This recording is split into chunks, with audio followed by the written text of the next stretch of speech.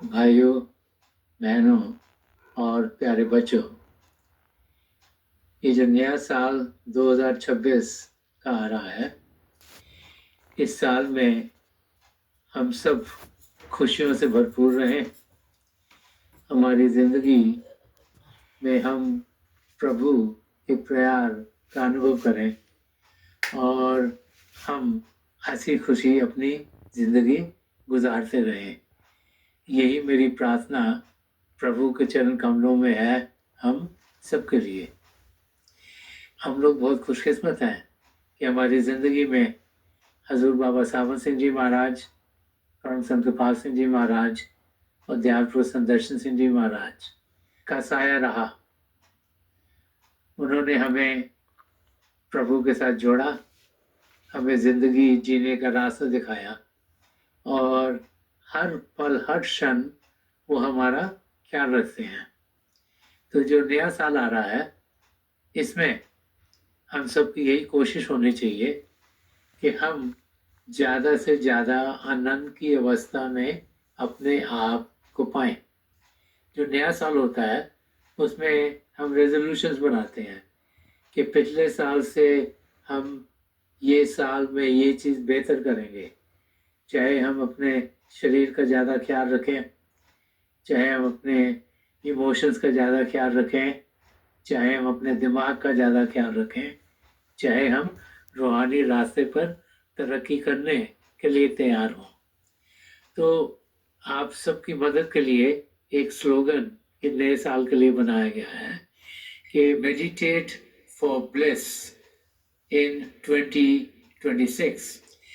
तो हिंदी में हम इसे बोल सकते हैं, 2026 आया, अंतर्मुख होकर हमने आनंद पाया। तो ये जो साल है, इसमें हम अपने आप को सुखी पाएं, खुश पाएं, आनंद की अवस्था में रहें। जब हम खुश होने के बारे में सोचते हैं तो खुश इंसान तब होता है जबकि चीज़ें उसकी ज़िंदगी में ऐसी होती हैं जो उसे अच्छी लगती हैं। जैसे अगर हम कोई मैच जीत जाए तो हम बड़े खुश होते हैं। अगर हम स्कूल में हमारे ग्रेड अच्छे आए, हम बड़े खुश होंगे। अगर हम अपने घर में देखते हैं हमारे बच्चे अच्छा कर रहे हैं तो हम खुश होते हैं। तो वो मौके जो खुशी के होते हैं, हम देखते हैं कुछ चंद दिनों के लिए रहते हैं, फिर कुछ ना कुछ उदासी हमारी ज़िंदगी में आ जाती है, क्योंकि कुछ ऐसी चीज़ें हो जाती हैं जो कि हमें पसंद नहीं है। तो जो खुशी है वो थोड़ी देर के लिए हमारे साथ रहती है, लेकिन सदा सदा के लिए नहीं रहती, क्योंकि जो खुशी है वो हम किस स्टेट में है, क्या हमारे इमोशंस हैं, उस पर निर्भर है कि हमें क्या लगता है कि जो हम चाह रहे हैं वो हो गया तो हम खुश हो गए, जो हम चाह रहे हैं वो नहीं हुआ तो हम दुखी हो जाते हैं। मगर जो आनंद की अवस्था है, वो अवस्था हम सब पाते हैं जबकि हम अंतर्मुख होते हैं। जब हम प्रभु पिता परमेश्वर के बारे जानकारी पाते हैं तो बार बार बार हमें समझाया जाता है कि प्रभु को हम सत्य चित आनंद के रूप में पाते हैं, कि प्रभु सच्चाई के भंडार हैं, प्रभु चेतनता के सागर हैं, प्रभु प्रेम के महासागर हैं। और हमारी आत्मा प्रभु का अंश होने के नाते वो भी उसी महासागर की एक बूंद है।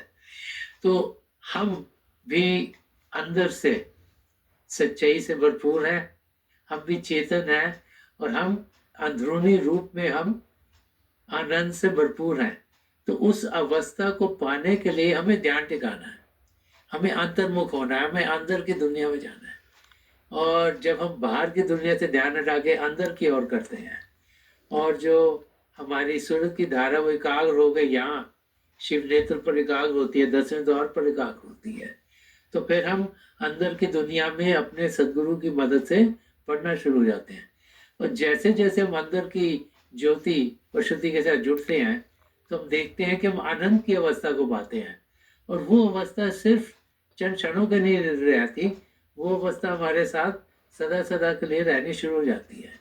तो इस साल में, ये जो नया साल आ रहा है 2026, इसमें हम रोज़ाना अभ्यास करें, हम अंतर्मुख हों, हम प्रभु के ज्योति और श्रुति के साथ जुड़े, हम प्रभु के जो अनंत की अवस्था है उसको पाएं, और हम देखेंगे कि वो अनंत की अवस्था क्योंकि हमारी रूह में होगी, हमारी आत्मा में होगी, वो सदा सदा के लिए रहेगी, और उसका एक्सपीरियंस हमको ये होगा कि बाहर की दुनिया में हम अपने आप को खुशी से भरपूर पाएंगे।